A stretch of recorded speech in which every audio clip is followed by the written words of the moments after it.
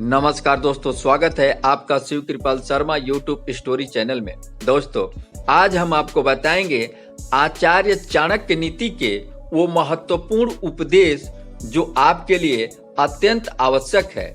आचार्य चाणक्य कहते हैं, ऐसे लोगों का विनाश निश्चित है जो स्त्री के लोभ में व्यक्ति अनेकों प्रकार से विनाश को प्राप्त होता है।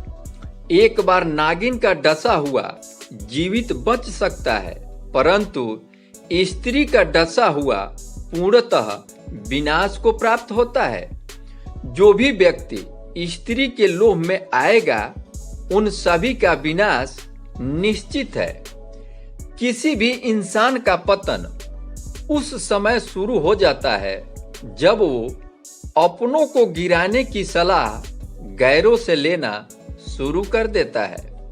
आचार्य चाणक्य कहते हैं, सरल व्यक्ति के साथ किया गया छल आपको बर्बादी के सारे द्वार खोल देता है।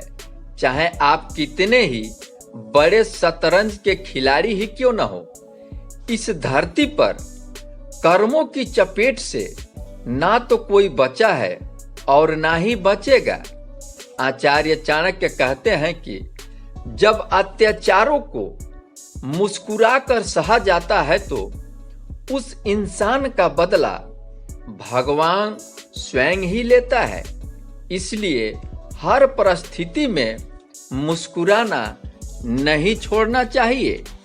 आचार्य चाणक्य कहते हैं, मनुष्य की पहली बुरी आदत बताए हैं। वो कहते हैं कि मनुष्य गंदे तरह से रहता है तो उसका विनाश निश्चित है।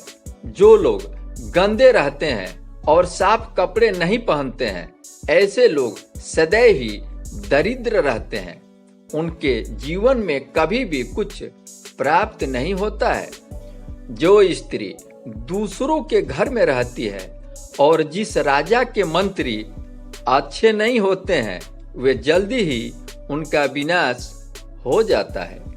आचार्य चाणक्य के अनुसार मनुष्य को कभी भी अहंकार नहीं करना चाहिए। अहंकार मनुष्य से वह सब कुछ करवाता है जो उसके लिए सही नहीं है। अतः मैं यह अहंकार ही उसके विनाश का कारण बनता है। इसलिए जीवन में जितना जल्दी हो सके अपना अहंकार त्याग देना चाहिए। आचार्य चाणक्य कहते हैं, किसी बहस का सबसे अधिक लाभ उठाने का एक ही तरीका है कि उसे टाल दें। अपनी खुशी के लिए कोई भी बाधा बर्दाश्त मत करो। आचार्य चाणक्य कहते हैं, जिस प्रकार सूर्य ही रात्रि के अंधकार को दूर कर सकता है, कुछ उसी प्रकार एकमात्र विवेक ही लोगों के जीवन का अंधकार दूर कर सकता है। अज्ञानी होना उतनी शर्म की बात नहीं जितनी कि किसी काम को सही ढंग से सीखने की इच्छा ना हो।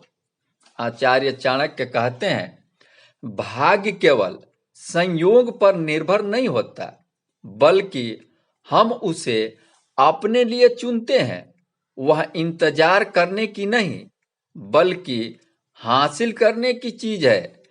मैं भाग्य के बारे में कुछ नहीं जानता, मैंने इस पर कभी भरोसा नहीं किया, और जो लोग इस पर भरोसा करते हैं, मुझे उनसे डर लगता है।